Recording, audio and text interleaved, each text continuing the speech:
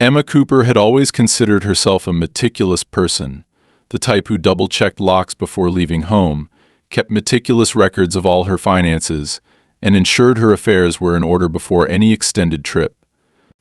Her house, a mid-century property nestled in a quiet residential neighborhood, had been her sanctuary for over a decade.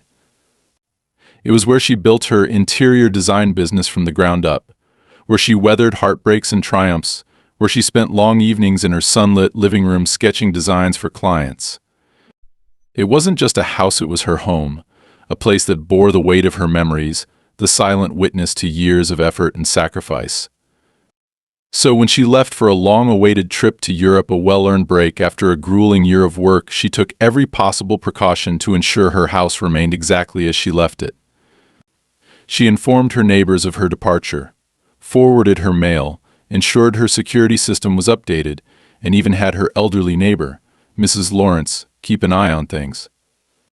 The trip had been a dream, strolling through the streets of Florence, getting lost in the alleys of Barcelona, watching the sunset over Santorini's whitewashed buildings. She had disconnected from the world, letting herself breathe, something she hadn't done in years. It wasn't until her plane touched down in New York, and she switched her phone back on, that reality began creeping back in. The first thing she noticed was a voicemail from Mrs. Lawrence, left only a few days earlier. The elderly woman rarely called unless something was urgent. A small knot of unease formed in Emma's stomach as she played the message, listening to the familiar voice tinged with uncertainty. "Emma dear, I'm not sure if you've returned yet, but I wanted to ask, did you sell the house? I saw movers a few weeks ago, and now there's a woman living there. I assumed you had someone staying over, but... well, I figured I should check." Emma felt a flicker of confusion, then irritation. What the hell was Mrs. Lawrence talking about? She hadn't sold her house. She hadn't rented it out either. There should be no one inside. The rational part of her brain told her there had to be a misunderstanding, a mix-up maybe? But a deeper, more primal instinct, the kind that curled deep in the chest, whispering that something was terribly wrong, settled inside her as she hailed a cab from the airport. The drive back home felt longer than it should have. The streets were too quiet, the city lights blurring past in streaks of yellow and red. By the time the cab pulled up in front of her house, she was already on edge. But nothing could have prepared her for what she saw. Her house was lit from within, warm golden light spilling through the large windows, illuminating a space that, until this moment, had belonged to her. A car she didn't recognize was parked in her driveway. The sight was so absurd, so fundamentally wrong, that she stood frozen on the sidewalk, suitcase dangling from her grip, unable to process what she was looking at. Taking a deep breath, she walked toward the front door and tried her key. It didn't fit. Her heart pounded against her ribs as she jiggled the lock. Tried again, then again, the sharp metallic refusal of entry sending a fresh wave of disbelief through her. A voice broke through the silence. "Can I help you?" Emma turned. A woman stood in the doorway, framed by the soft glow of her Emma's entryway. She was in her 50s, with perfectly styled blonde hair, wearing a robe, holding a glass of red wine as though she had every right to be standing there. Her expression was one of polite confusion, as if Emma were some stranger who had mistakenly knocked on the wrong door. Emma felt her breath catch in her throat. "Who the hell are you?" The woman raised a brow. "Excuse me." Emma's voice came out sharper than she intended. "This is my house. I live here." The woman tilted her head, taking a slow sip of wine before responding with infuriating calm. "I think you're mistaken, dear." Emma took a step forward, her exhaustion from the flight giving way to frustration, then something closer to fear. "I don't know who you are, but you need to get out of my house." The woman let out a soft laugh, one that sent a chill down Emma's spine. "I'm not going anywhere. I live here." Emma's stomach twisted. She turned to look at the neighboring houses, wondering if anyone was witnessing this surreal nightmare unfold. The curtains in Mrs. Lawrence's house were drawn. The others were dark. "What's your name?" Emma demanded. The woman took another sip, then shrugged. "Karen, of course it was." Emma pulled out her phone, her fingers trembling as she dialed 911. The call connected almost immediately. "I need an officer at my residence," she said, forcing her voice to remain steady. "There's an intruder in my home." Karen sighed dramatically, rolling her eyes. "You really shouldn't waste their time." Emma ignored her, relaying the address to the dispatcher. Within 10 minutes, the red and blue lights of a patrol car flashed against the quiet street. Two officers stepped out, their expressions professional but weary, as though they had seen too many disputes like this before. Emma wasted no time. "This woman broke into my house." Karen, to Emma's shock, looked relieved. "Officers, thank God. This woman has been harassing me, claiming she owns my home." One of the officers held up a hand. "Let's take this one step at a time. Can either of you provide proof of ownership?" Emma scoffed, already pulling up an email from her mortgage company on her phone. "This is my house. I have all the documentation you need." Karen, with infuriating grace, pulled a folder from a nearby side table. "And here's mine." The officer frowned, flipping through the documents. Emma expected him to dismiss Karen immediately, but instead, his brows furrowed deeper. He turned to Emma. "These papers say she bought the house last month." Emma's entire body went cold. "That's impossible. I'm afraid it's not up to us to decide." "This is a legal dispute." The officer gave her an apologetic look. "You'll need to take this to court." Emma could barely hear him over the roaring in her ears. "I just got back from Europe. I never sold my house." Karen folded her arms. "Well, someone did." Emma felt her world tilt, the ground beneath her suddenly uncertain. She stared at her home, and realized, with chilling certainty, that she had just stepped into a nightmare from which there was no easy escape. Emma stood frozen on the sidewalk, the officer's words echoing in her head like a dull, insistent drumbeat. This is a legal dispute. She couldn't wrap her mind around it. This wasn't some vague issue of paperwork or miscommunication. This was her home, and a stranger was living in it, standing in the doorway, as if she belonged there. Karen had taken something fundamental from her, something irreplaceable, and now she was being told to leave, as if she were the intruder.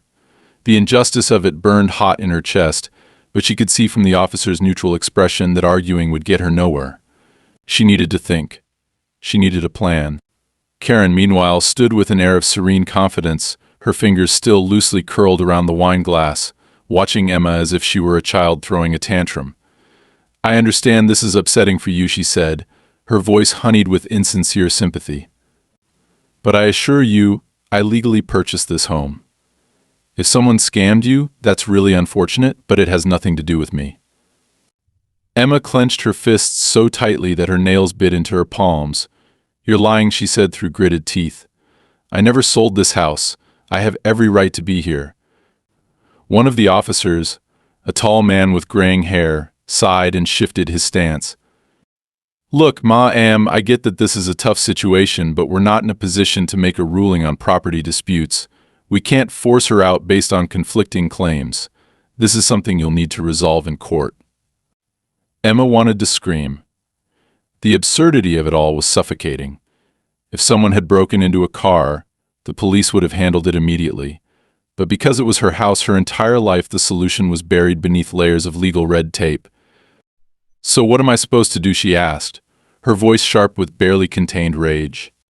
The second officer, younger and noticeably less comfortable with the situation, offered an apologetic shrug. "I'd recommend contacting a lawyer.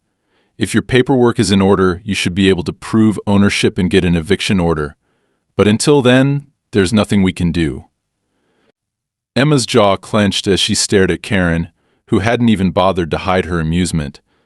The woman actually smirked, as if this were some kind of game, as if she knew exactly how powerless Emma was in this moment. That look sent a bolt of fury through her, but she forced herself to swallow it. She wouldn't give Karen the satisfaction of seeing her lose control. The officers exchanged glances before stepping back toward their patrol car. "Ma'am, I suggest you leave for now. If you try to enter the property without a court ruling, you could be charged with trespassing." Trespassing. On her own property. Emma almost laughed at the sheer insanity of it, but she could see that the officers were done. If she kept pushing, she would only make things worse for herself.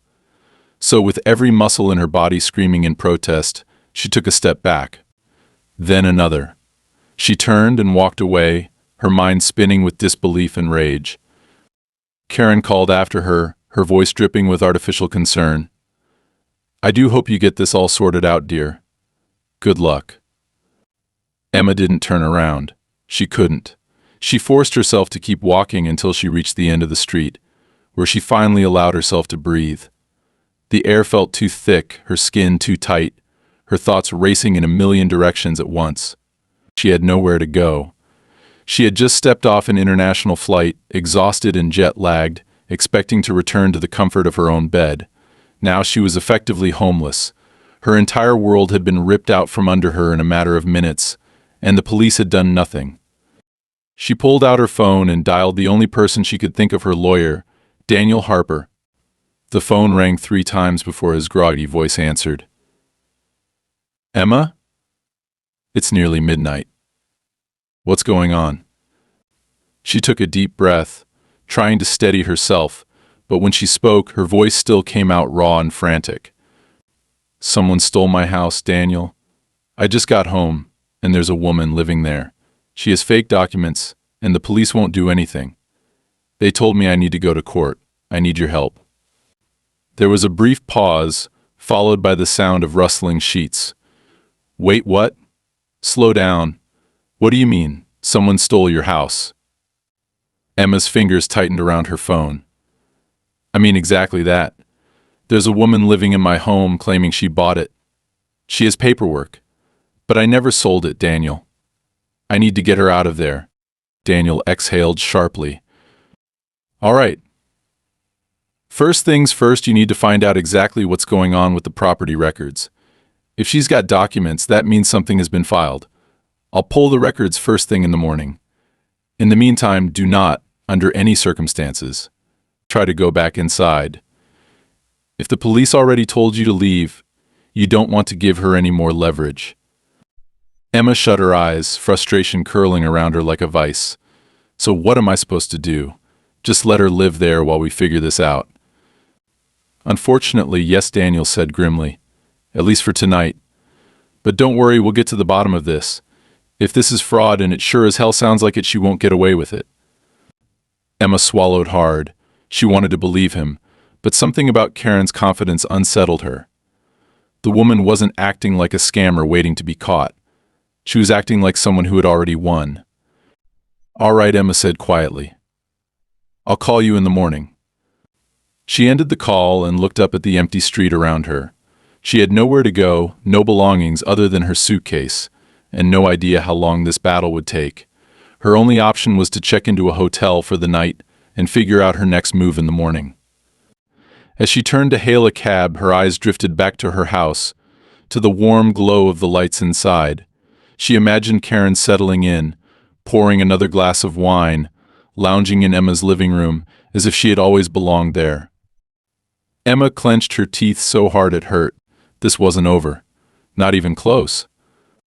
Emma woke up in a hotel room that smelled faintly of industrial cleaning products and stale air conditioning. The sterile atmosphere only reinforced the surreal nature of what had happened the night before. She lay still for a moment, staring at the ceiling, trying to push back the tidal wave of emotions clawing at her throat. Anger, disbelief, exhaustion. It all threatened to consume her. She hadn't just lost access to her home, she had lost control over her entire life in a single night. The worst part was that she still couldn't make sense of how it had happened. She sat up, reaching for her phone, and immediately dialed Daniel. The call barely rang before he picked up. "I've been digging into your case all morning," he said without preamble. "I have some bad news." Emma's stomach clenched. "Just tell me." Daniel let out a breath. "The property records show a legally executed sale of your house 3 weeks ago. The paperwork is clean on the surface, at least. It lists you as the seller, with a signed agreement transferring ownership to Karen Whitmore. It was processed through a local notary, filed with the county clerk, and recorded in the public database. As far as the system is concerned, she owns your house. Emma gripped the edge of the bed so hard her knuckles went white. That's impossible. I never sold my house. I was in Europe. I know, but someone sold it under your name. Her pulse pounded in her ears. So it's identity theft. That's my best guess, Daniel said. But whoever did this knew exactly what they were doing. There are no obvious signs of forgery, and the sale was processed in full compliance with legal requirements. Someone had access to your personal information, your signature hell, maybe even an ID copy. They did this carefully. Emma rubbed a hand over her face, trying to process the sheer weight of the situation. How do we fix this? Daniel hesitated. It won't be fast. You'll need to file a civil suit contesting the sale and proving fraud. We'll need to present evidence that you never authorized the transaction and that your signature was forged. That means gathering travel records, financial statements, anything that shows you had no involvement in this. But the bigger problem is that Karen is now a legal occupant. Until a court rules otherwise, she has possession of the property. Emma swung her legs off the bed, shaking her head in disbelief. So what you're telling me that even though I own the house, I can't do anything about it because some stranger filed fake paperwork first? That's exactly what I'm telling you, Daniel said grimly. The law favors possession in these cases. If you forcibly enter, even though it's technically your house, she can press charges for trespassing. We need to do this the right way. Emma exhaled sharply, gripping the phone tighter. Fine. Then let's start gathering proof. I have my plane tickets, my hotel bookings, whatever we need. I'll handle the legal side, Daniel assured her. But you should focus on anything unusual that might help. If someone orchestrated this, they left a trail somewhere. Bank activity, strange mail, even neighbors noticing something odd. The sooner we find something concrete, the better. Emma nodded, even though he couldn't see her. All right, I'll figure something out. After ending the call, she sat in silence for a long moment, staring blankly at the floor. She refused to accept that she had to just sit back and let this happen. She wasn't going to let Karen steal her home without a fight. The first thing she did was call her bank. She needed to know if there had been any suspicious activity on her accounts. The representative on the phone sounded polite but unhelpful, running through recent transactions. Nothing unusual, no large withdrawals, no transfers she didn't authorize. Has anyone requested copies of my personal documents? A loan application, a credit check, anything, Emma pressed. Let me check a few moments of typing. Then no, there are no new requests on your file, Ms. Cooper. Emma's jaw clenched. Whoever had stolen her home hadn't done it through her bank. That meant they had gotten her information another way. But how? Next, she decided to talk to Mrs. Lawrence. If anyone had seen something suspicious, it was her. Emma drove back to her neighborhood, parking a few houses down from her own. The sight of Karen's car still sitting smugly in the driveway sent a fresh surge of rage through her, but she forced herself to focus. She walked up the familiar path to Mrs. Lawrence's front door and knocked. The elderly woman answered almost immediately, her face creased with concern. Oh, Emma dear, I was hoping you'd come by. Emma stepped inside, exhaling in relief at the warm, familiar scent of chamomile tea and old books.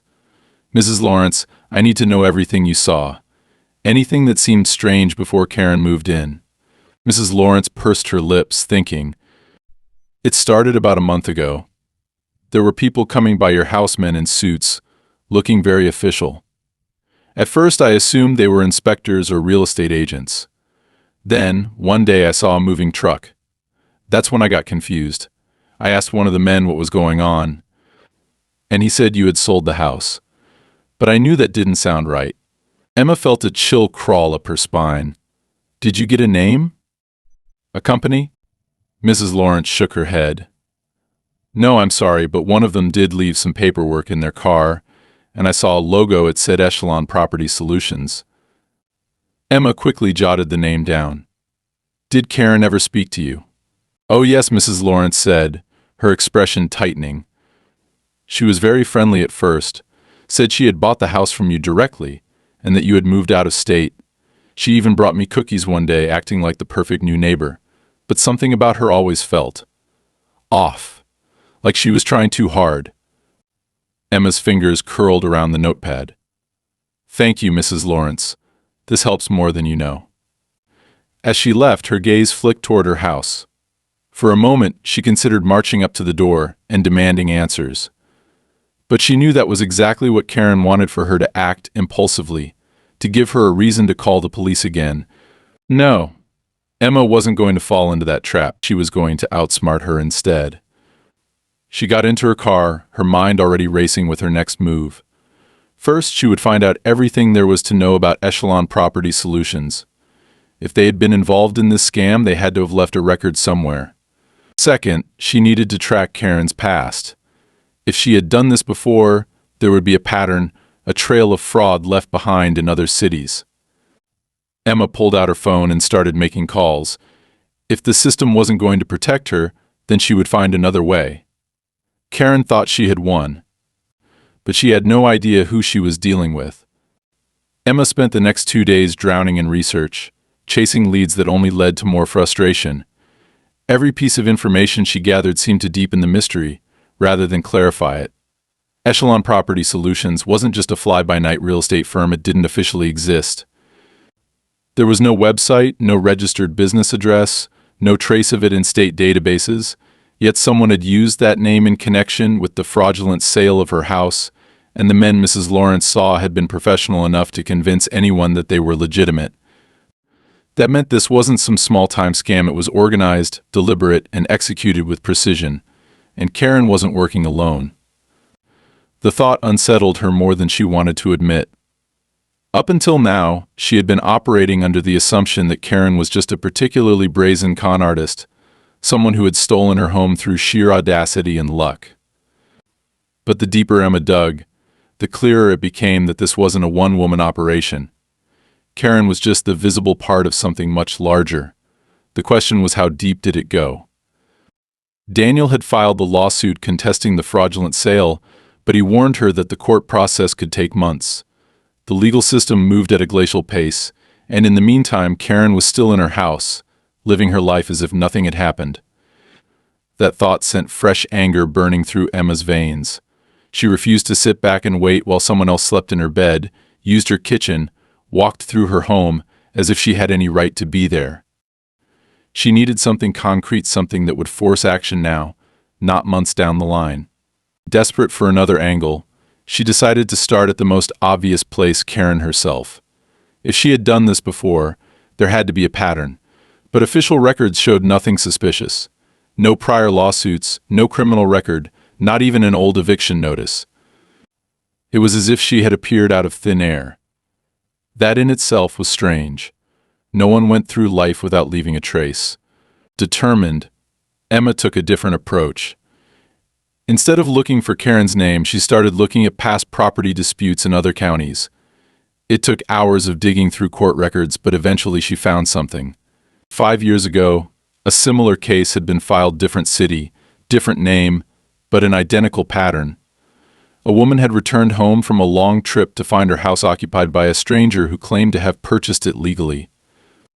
The woman who had taken over the house had used a different identity, but everything else was the same: fraudulent documents, a fake sale process through a sham real estate company, and months of legal battles before the original owner finally got her home back. By the time the case was resolved, the fraudster had vanished without a trace. Emma's pulse quickened as she kept searching. There were more cases. Not many, just a handful spread across different states, each with a different name attached, but they all followed the same pattern. And then she found it. 3 years ago, another case, this one involving a woman named Karen Whitmore, same scam, same legal mess, same outcome. But unlike the others, this one had been documented in local news because of the way it ended. The real homeowner had been so desperate to reclaim her property that she had tried to forcibly remove Karen herself. It ended with Karen pressing charges for assault. The homeowner lost her case, went into debt from legal fees, and Karen predictably disappeared before the fraud case could go to trial. Emma stared at the screen, a sick feeling growing in her stomach. This was Karen's game. She didn't just steal houses, she baited her victims into ruining themselves. She made sure they were the ones who looked crazy, who acted out of desperation and gave her the leverage she needed to walk away unscathed. Emma leaned back in her chair, running a hand through her hair. She had been so close to making the same mistake. The night she had stood outside her house, screaming at Karen to get out, the police had already been on the verge of turning against her. If she had pushed just a little harder, if she had tried to force her way in, Karen would have had everything she needed to paint Emma as the aggressor. The realization sent a cold shiver down her spine. Karen was waiting for her to make a mistake. Emma clenched her fists, forcing herself to think. If she couldn't fight Karen head-on, she needed another strategy. The legal battle would take too long. The police wouldn't intervene without undeniable proof of fraud. And Karen was too careful to leave anything incriminating behind. That meant Emma needed something Karen hadn't accounted for. She glanced at the files spread out in front of her, her mind racing through every possibility. The pattern was clear. Karen never stayed in one place for too long. She didn't just steal homes, she used them as temporary bases before moving on to the next target.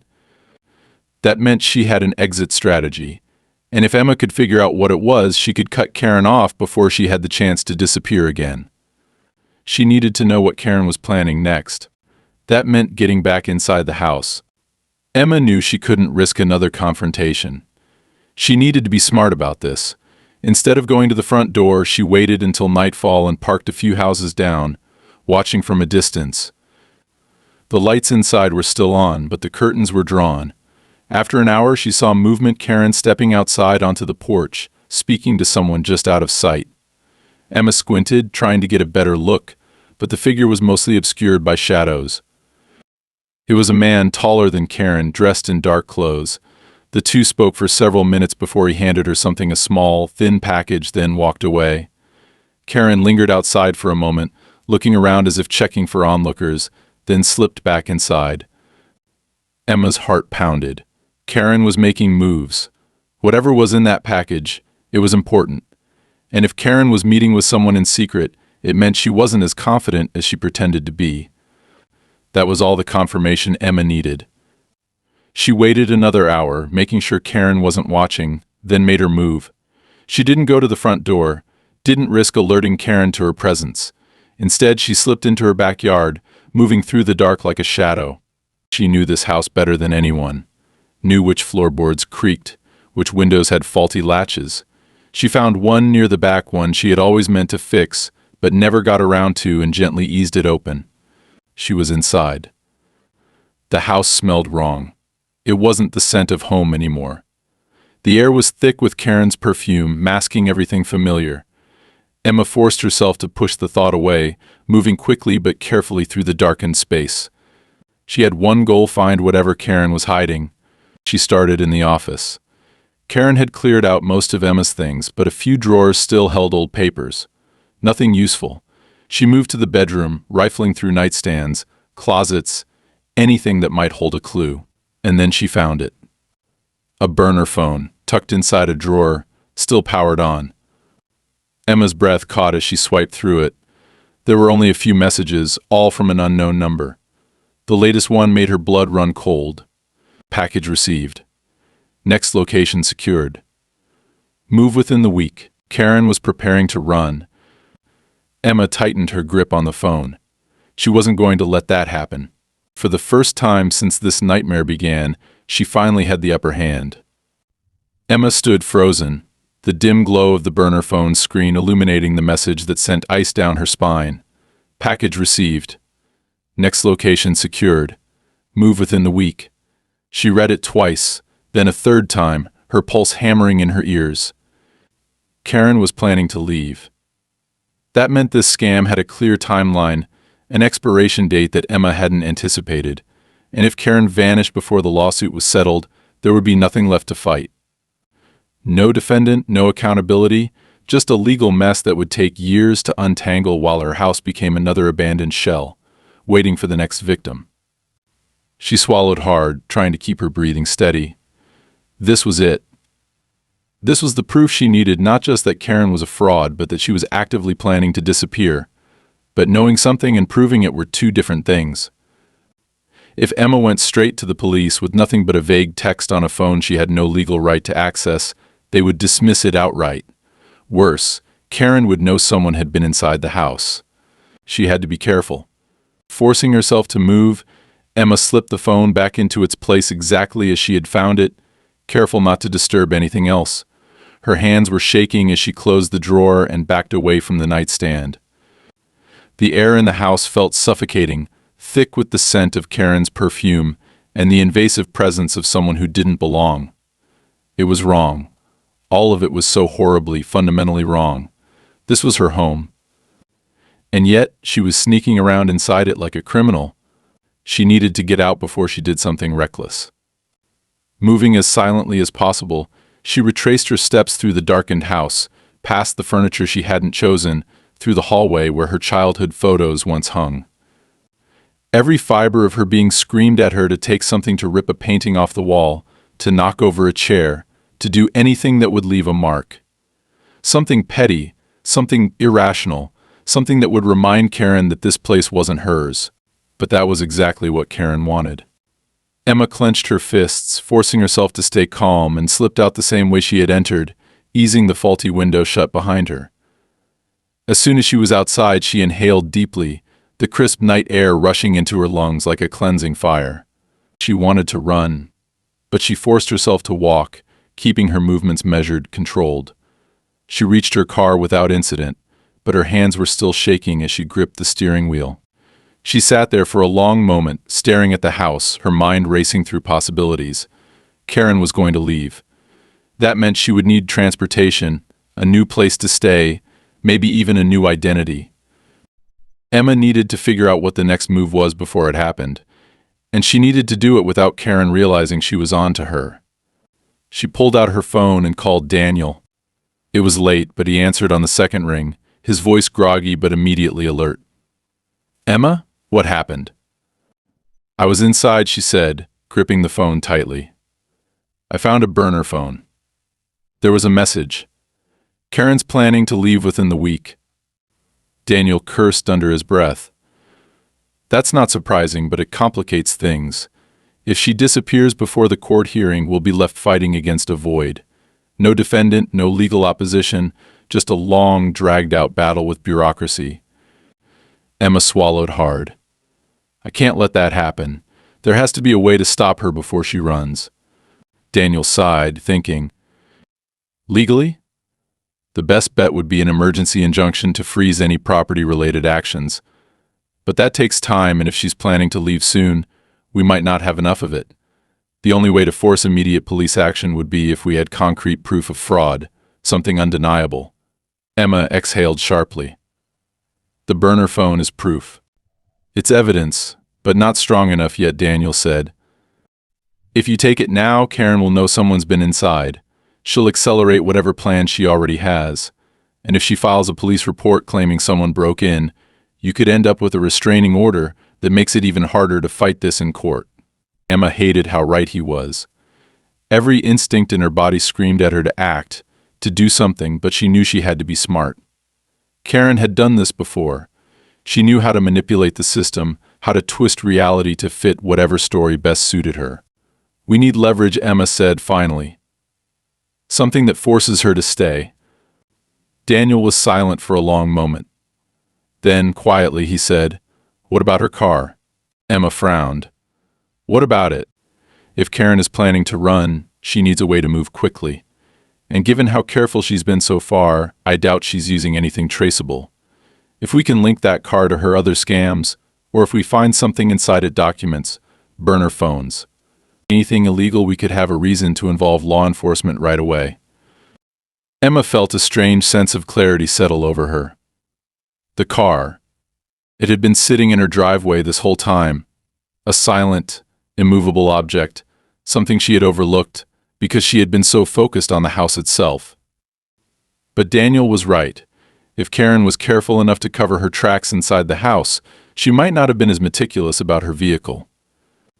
Emma tightened her grip on the phone. "I'll check it tonight. Be careful," Daniel warned. "And don't do anything reckless." She didn't answer. She was already getting out of the car. The neighborhood was eerily quiet as she moved. She kept to the shadows, moving quickly but carefully, her pulse pounding with the weight of what she was about to do. She reached the car and crouched beside it, running her fingers along the edges of the door. Locked. Of course. She expected nothing less. But then she saw it. A small slip of paper, barely noticeable, wedged between the windshield and the wiper blade. It wasn't there earlier. Her breath caught as she reached for it, her fingers trembling slightly as she unfolded the note. The handwriting was neat, deliberate. "I know what you're doing. Stop before it's too late." Emma's heart nearly stopped. She spun around, her eyes darting to the house, to the street, to the surrounding darkness. But there was nothing. No movement, no sign of anyone watching. Just the quiet hum of the night, the suffocating stillness pressing in from all sides. A cold, sinking realization settled in her gut. Karen wasn't just playing defense anymore. She knew. And that meant Emma was running out of time. Emma stood in the cold, the note clutched in her trembling fingers, her pulse hammering in her ears. The world around her felt wrong, too still, too silent, as if the night itself were holding its breath, waiting to see what she would do next. Karen knew. Somehow, she had figured out that Emma wasn't just waiting for the courts to solve this. She had realized Emma was coming for her, piece by piece, pushing at the edges of her carefully built lie. And now she was sending warnings. Emma forced herself to breathe, inhaling slow and deep through her nose, grounding herself in the moment. Fear was exactly what Karen wanted. She wanted Emma to hesitate, to question herself, to back down. But Emma wasn't backing down. Not now. She stuffed the note into her pocket and straightened, scanning the house for any sign of movement. The curtains were drawn, the porch light flickering slightly in the breeze. The car sat still in the driveway, locked but vulnerable. Karen had been careful but not careful enough. If she was planning to run, she had left something behind she had to. Emma glanced at the side of the house where the garage door stood partially open. A sliver of darkness yawned beneath it, just wide enough for someone to slip through. She moved quickly, keeping close to the shadows, her breath tight in her chest. She had no plan, no real strategy beyond instinct and desperation, but that was enough. The garage smelled of oil and dust, the faint scent of something chemical lingering in the air. Emma stepped inside, her eyes adjusting to the dim light filtering through the cracks in the door. Karen's car sat in the center of the space, its sleek black exterior gleaming even in the darkness. Beside it, stacked neatly against the wall, were several cardboard boxes unlabeled, hastily taped shut. Emma's fingers twitched at her sides. Evidence. Whatever Karen had planned next, whatever trail she was trying to erase, it was in those boxes. She moved toward them, heart pounding, and knelt beside the nearest one. The tape peeled away easily, as if it had been hurriedly sealed, and inside she found stacks of documents. Some were old property listings, others were official-looking forms with different names, different identities. Several folders contained copies of sales agreements, all nearly identical to the one used to buy Emma's house. Her stomach churned. This was bigger than just her. Karen had done this before many times. She grabbed one of the folders, flipping through it quickly, scanning for anything that would tie Karen to the fraud beyond a reasonable doubt. And then she saw it. A receipt for a wire transfer. A real name. Karen Whitmore didn't exist. Emma had known that for days. But now, staring at the financial trail left behind, she had a new name to follow. The money had been wired from a bank account under a different identity, Sophia Lanning, and the transaction was dated just 2 weeks ago. Karen wasn't just preparing to run, she had already set up her next con. Emma barely had time to process it before the sound of footsteps echoed from inside the house. Her breath caught in her throat, adrenaline surging as she scrambled to her feet, shoving the folder into her jacket. She turned toward the garage door, but before she could slip out, the overhead light flicked on, bathing the space in a harsh, fluorescent glow.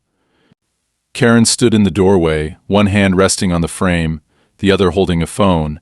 Her expression was unreadable, but there was something different in her eyes, something sharper, colder. "You just don't know when to quit, do you?" Karen's voice was smooth, but there was a thin thread of tension beneath it.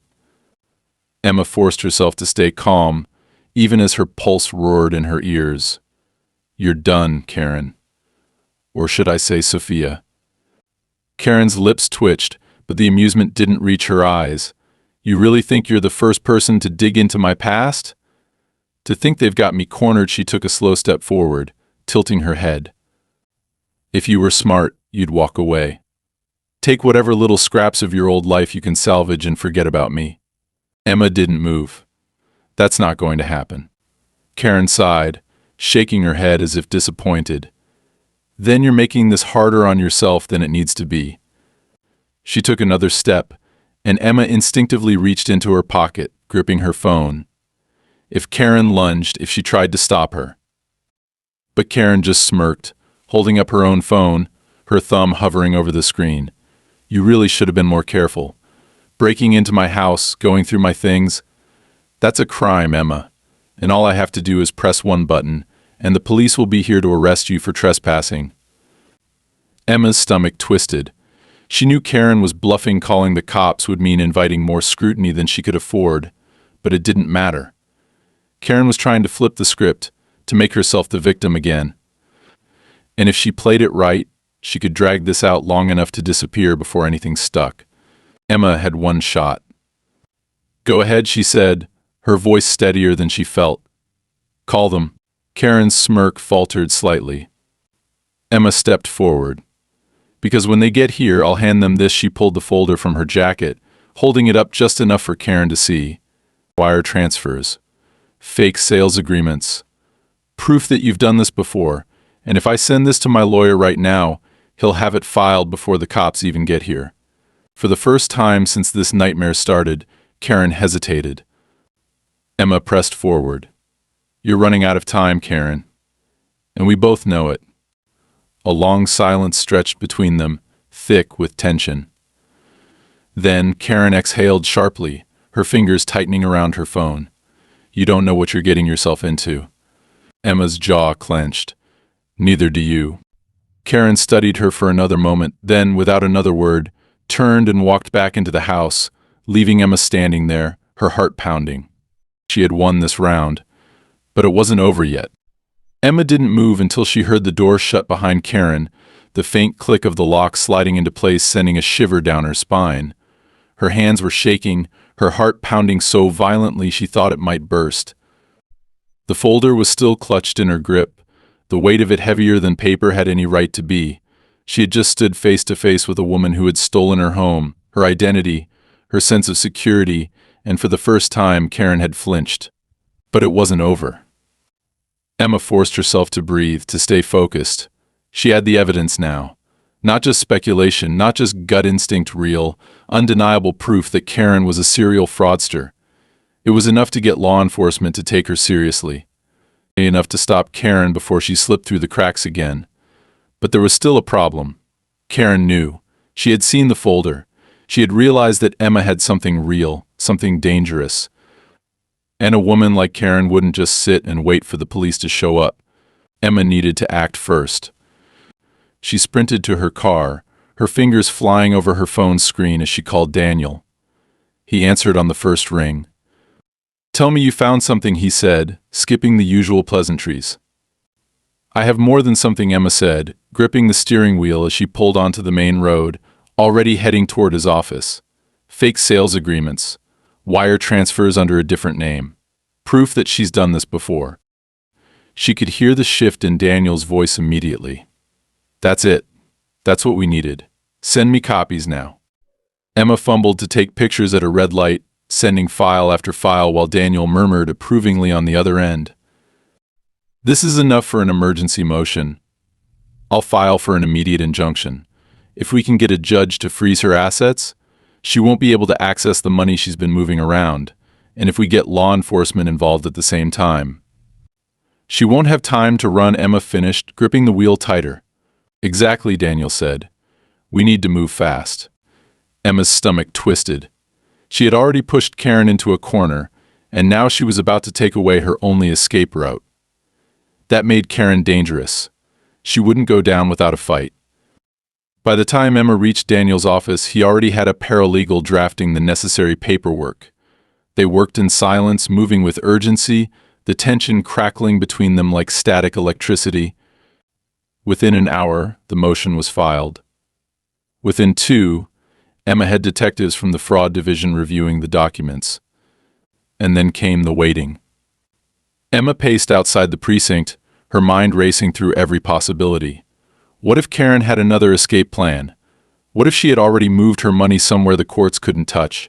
What if she disappeared before law enforcement made a move? A text from Daniel jolted her out of her thoughts. Judge approved the freeze. Detectives moving in. Emma's breath hitched. It was happening. She drove back toward her neighborhood, her hands clammy on the steering wheel, anxiety clawing at her ribs. She parked a block away, unwilling to get too close, and waited. Minutes crawled by, and then flashing lights cut through the night. 2 police cruisers pulled up to her house, and officers moved toward the door. Emma watched, her heart in her throat, as they knocked once, twice. Then the door opened. Karen stood there, her face a mask of carefully constructed innocence. Even from a distance, Emma could see the way she was already spinning her story, the way she gestured with controlled ease, trying to look composed. But this time it wasn't going to work. One of the officers stepped inside. A few moments later, another emerged, speaking into his radio.